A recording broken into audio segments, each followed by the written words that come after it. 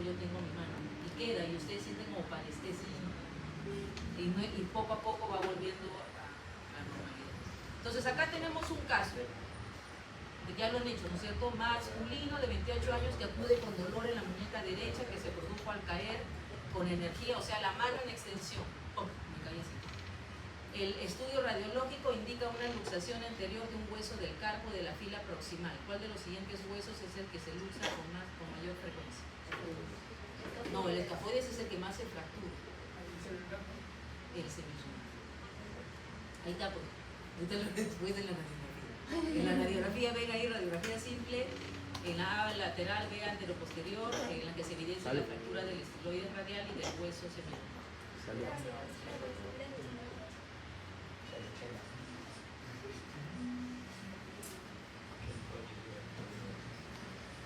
Entonces acá hay un caso clínico, María, mujer de 45 años, acude a sala de emergencias quejándose de dolor, debilidad en el brazo izquierdo, entumecimiento y hormigueo en manos y dedos.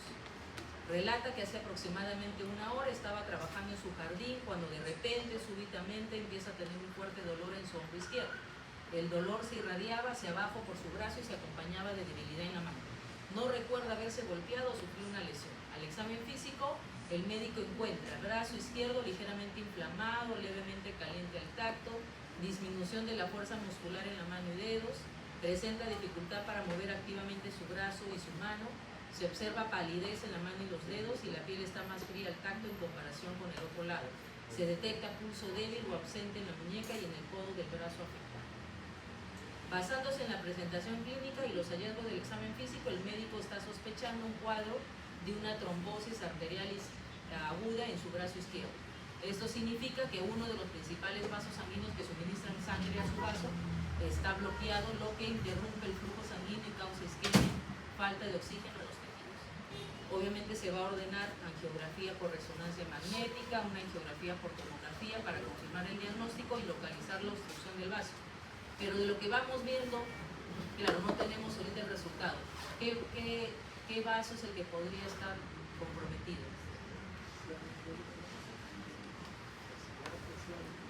Podría ser el axilar, podría ser el braquial, no sabemos, ¿no? O sea, porque acá incluso nos habla que no hay un pulso a nivel de muñeca ni en el codo.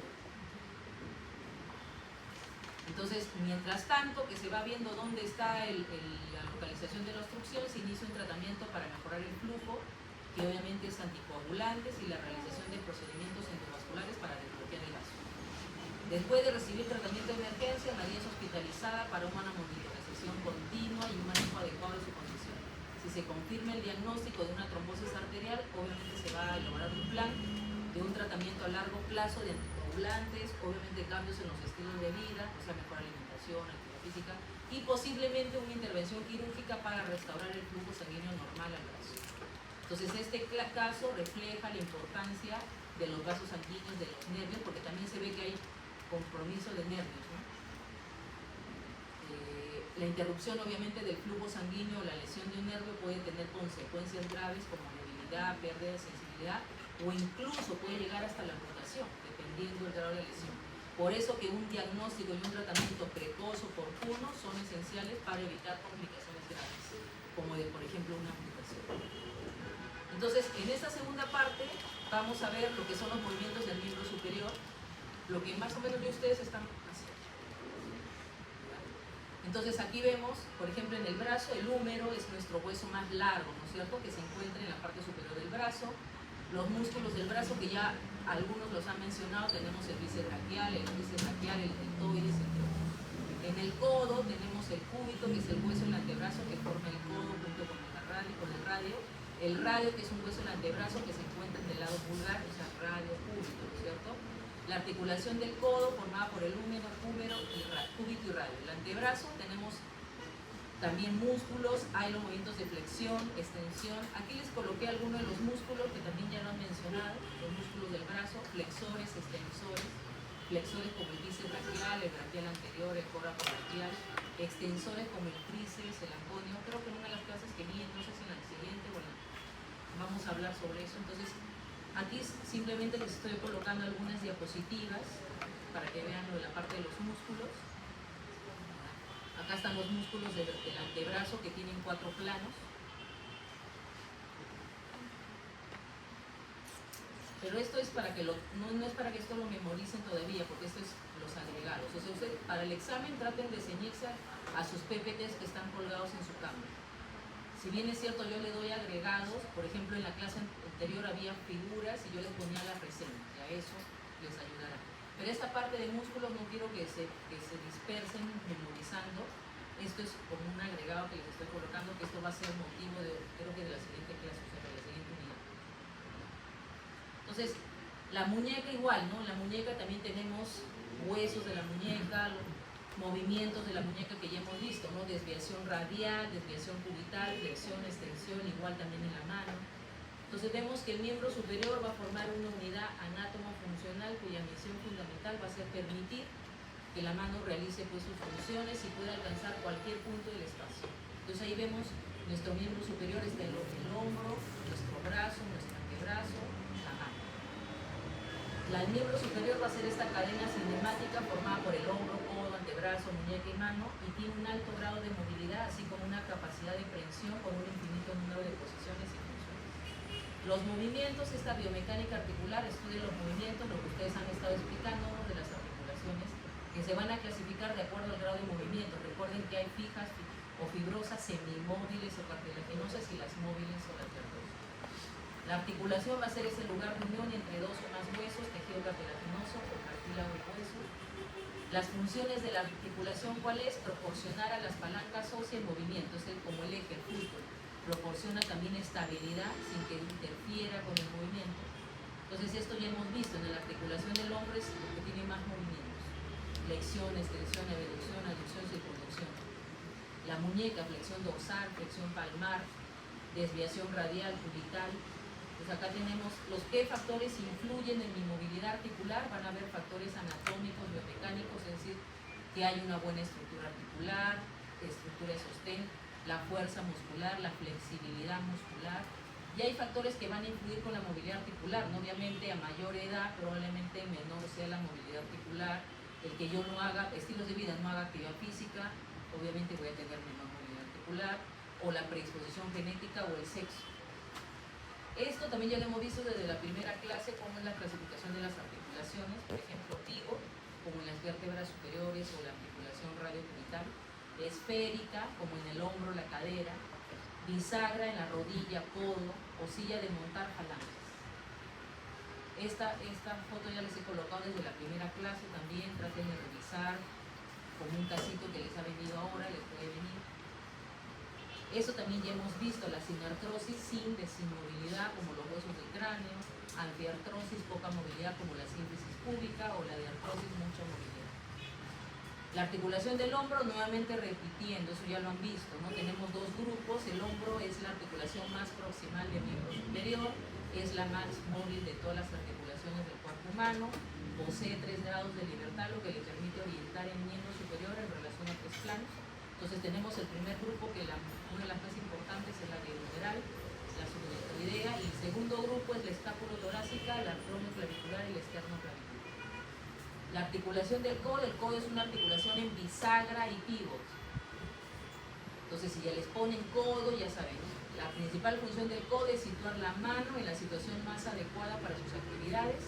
Es una articulación sinovial compuesta y está formada por la articulación cúbito-humeral, radio-humeral y la radio-cubital superior. Entonces ahí les he colocado fotos. En la articulación de la muñeca es la que une los huesos cúbito y radio al carpo, es decir, el antebrazo y la mano. Considerada en conjunto una articulación condilia, muñeca-condil, pues va a permitir realizar movimientos en su eje transversal y en un eje anteroposterior. Va a permitir movimientos de ¿qué? De flexión y extensión, y movimientos de inclinación radial y cubital. De la suma de los movimientos se puede realizar la circunducción de la muñeca, ¿no? El balance articular es que permite reconocer los grados de recorrido. Recuerden que en la primera clase hablamos del plano sagital, frontal, ante sus ejes, ¿no es cierto? El balance articular es el estudio de la movilidad activa y pasiva. Activa cuando yo le pido al paciente que lo haga, pasiva cuando yo hago el movimiento. Que puede ser cualitativa, es decir, lo que yo evalúo de la movilidad del paciente, o cuantitativa porque yo utilizo instrumentos del godiómetro para ver el rango del ángulo articular. Se hace una búsqueda de desviaciones axiales, es decir, se valora si la articulación está en su eje anatómico o hay alguna desviación, y búsqueda de movimientos anormales. Entonces ahí vemos cómo se hace una de las exploraciones. Ahí vemos la mano. ¿Cuál es la posición funcional de la mano? La extensión del carpo en 30 a 45 grados. Hay una desviación cubital de 10 a 15 grados. Una flexión metacarpo-falángica a 45 grados y una abducción del pie. Esa es la posición funcional de mi mano. El codo de tenista, eso es lo que vamos a ver con el grupo. Así que eso no lo vemos. Ya, esto sí. Esto lo vamos a ver cuando al final de que el grupo les ponga para que si no de repente. ¿Ya? Igual voy a rápidamente, igual el grupo que le toca puede extenderse. El codo del tenista es que tiene una epicondilitis. Se manifiesta con dolor en el lado externo lateral, ¿no?, de la parte superior de mi antebrazo cerca al codo.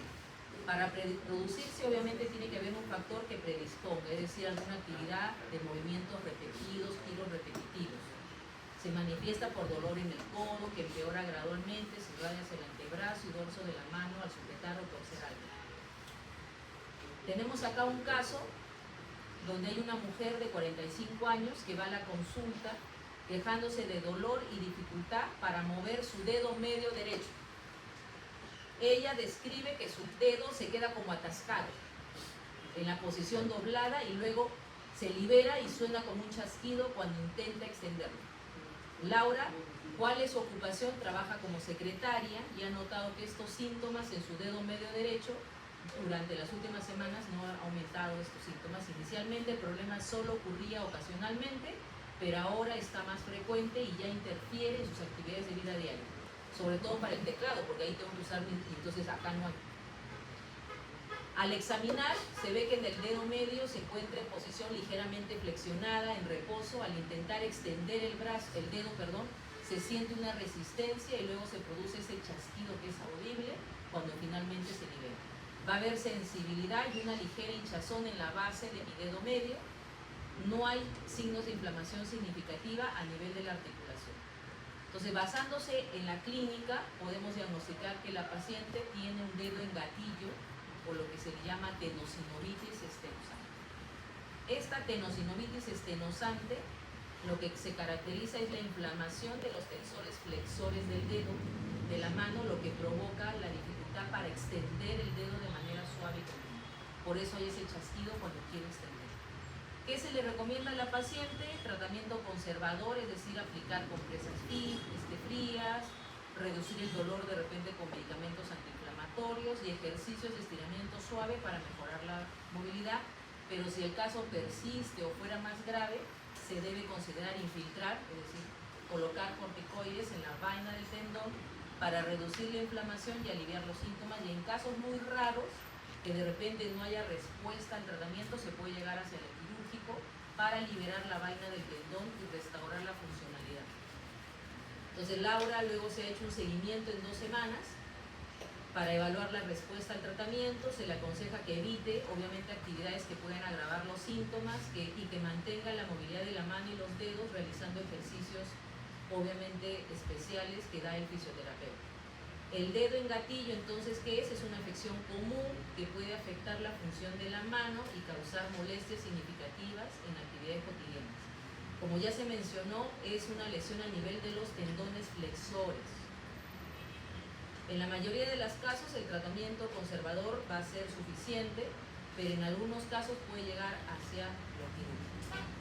Pues ahí tenemos el dedo también en resorte o en gatillo, vemos la figura, o tenosinovitis estenosante, dedo en gatillo, tenositis estenosante.